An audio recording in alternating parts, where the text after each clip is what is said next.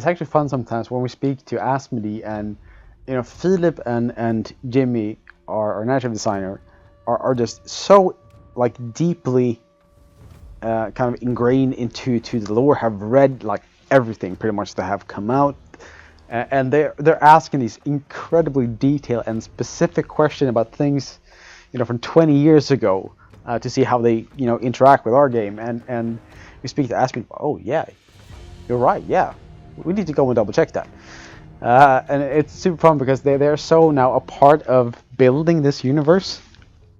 They really are, and we're making a small footprint for a specific clan in this area, but there's this whole world of lore and wealth of stories and characters, and having the ability to actually build upon that and contribute to that, especially for such a kind of a long-running franchise, is fun, because you also realize that, oh wow, this is like a large body of work that we have the ability to contribute to, and also that we need to respect, which can also be a bit daunting at times, just to ensure that we do this justice, and that is important, because we want this to be the best representation it can be of the franchise, since this is the first game for the franchise, on PC.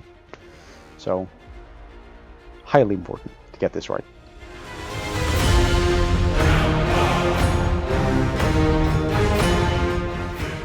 Working with this genre of game, it's an attempt for us at Palindrome to do something a bit different for us, where we make an approach to strategy that is a bit more focusing on macro decisions and focusing on larger decisions, rather than the more typical strategy games focusing on micromanaging a bunch of stuff all of the time. It's us trying something new, and I think that's, at least for me and for us, that's really exciting.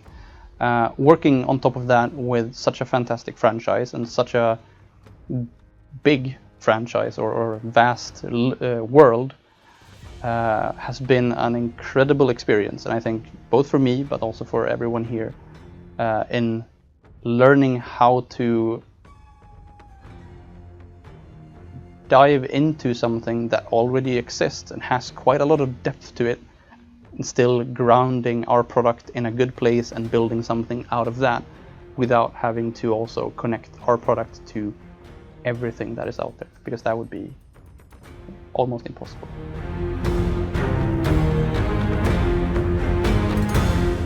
Yeah, for sure. I mean, for me, like I'm a big believer in like gathering all the reference possible, right? You know what I mean? Like I said, we don't have to adhere to it because we are a bit fantastical based, but kind of getting there. We watch a bunch of videos on just like like watching like them get dressed in their garb, right? You know what I mean? Like there's so many more points of like interest in it that you don't really think about when you first look at it. You know what I mean? Like how does this tie? How does this wrap? What kind of goes on under it?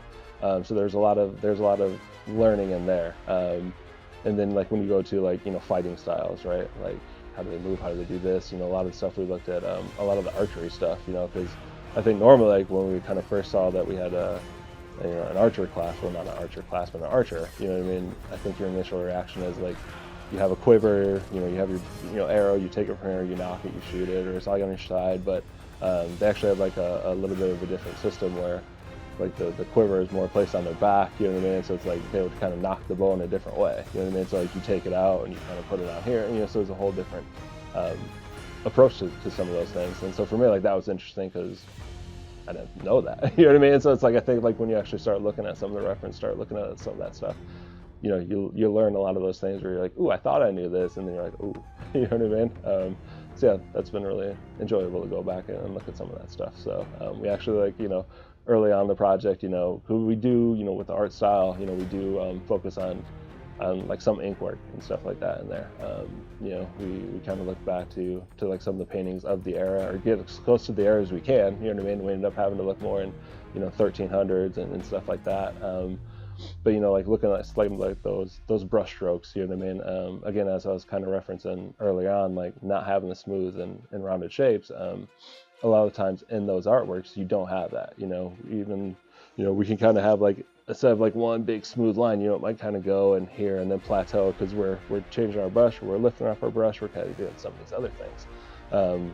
So yeah, I think that too, like looking at some of that old art, and sometimes I think it's very easy to just look at a painting or something like that, like, oh, it's nice, it's pretty, but then like when you actually look at it, like, ooh, like there's a lot of work that goes in here, a lot of details that you don't pick up. So yeah, just trying to look at all that.